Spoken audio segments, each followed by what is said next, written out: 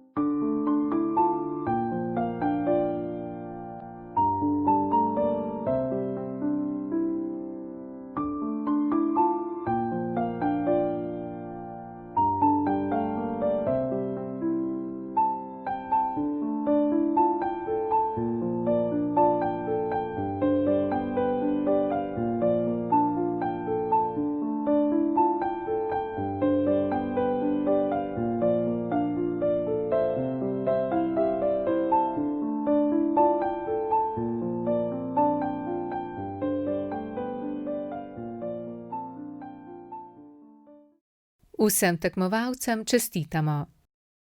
Celjsko društvo bo v soboto 16. junija organiziralo državno prvenstvo v orientacijskem teku v celjskem mestnem parku. Srečno!